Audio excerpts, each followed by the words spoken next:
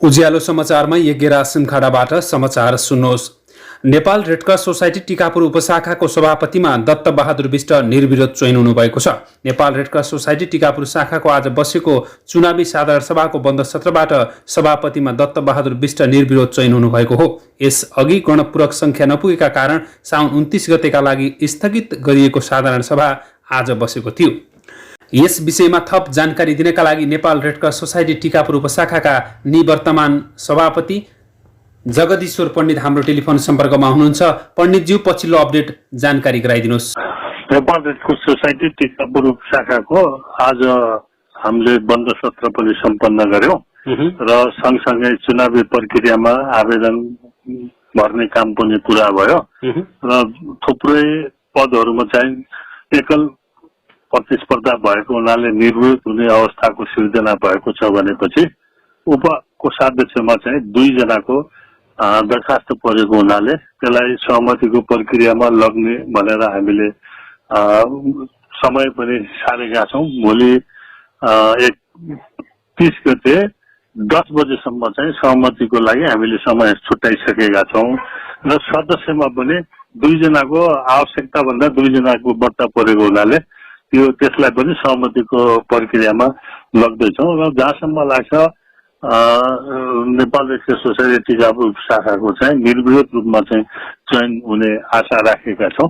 हैन भने अब लोकतान्त्रिक विधि अनुसार चुनावी प्रक्रियामा यसरी बाहिरबाट हेर्ने हो भने राजनीतिक दलको पार्टीको भाग बढ्न मिलाए जस्तो देखिएको छ। सभापतिमा, उपसभापतिमा, त्यसैगरी सचिव, सहसचिव र कोषाध्यक्षमा निर्विरोध चयन भइसकेको अवस्था देखिएको छ भने तर सहकोषाध्यक्षमा 2 जनाको नाम परेको छ। त्यसैगरी 4 वटा सदस्यमा 6 जना आउनुमा यसलाई कसरी मिलाएर लैजानु? यो दलीय भागभन्दा पनि अब क्रियाशील साथीहरू यसमा लाग्नुपर्ने हो। म स्वयं सेवा गर्छु भन्ने ऐच्छिक सेवाको भावनाले रेडक्रसमा लाग्ने हो र यसो हेर्दाखेरि चाहिँ दलीय विभाजन भएको जस्तो पनि देखिन्छ र अहिले के छ भनेपछि सबै व्यक्तिहरू कुनै न कुनै दलसँगको एट्याचमेन्टमा रहेका छन्, जसका कारणले गर्दाखेरि त्यस्तो देखिनु स्वाभाविक हुने हो बाहिरबाट हेर्दाखेरि।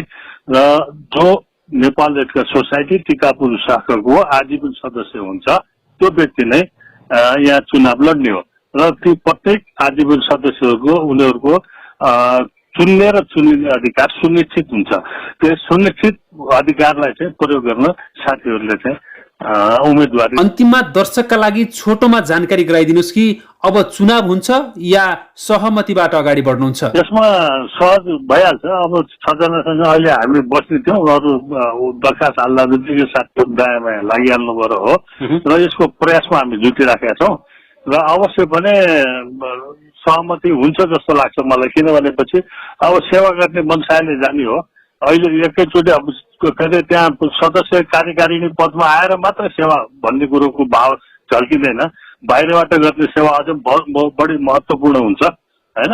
त्यसैले रेडक्रस अभियानमा सबै जुट्नुपर्छ र सकेसम्म एकदम सहकार्य सहअस्तित्वको भावना लिएर चाहिँ अगाडि बढ्ने र त्यो अनुसारको रेडक्रस कर्मीहरूले मनन गर्नुभयो भने अवश्य पनि हामी। हवस् त सभापतिज्यू, आफ्नो अमूल्य समय दिएर हामीलाई जानकारी प्रदान गराइदिनु भयो, त्यसको लागि धेरै धेरै धन्यवाद। धन्यवाद। मलाई आफ्नो भनाइहरू राख्ने मौका दिनुभएकोमा यहाँहरूलाई पनि अन्तर्हृदयदेखि हार्दिक धन्यवाद कृतज्ञता व्यक्त गर्दछु।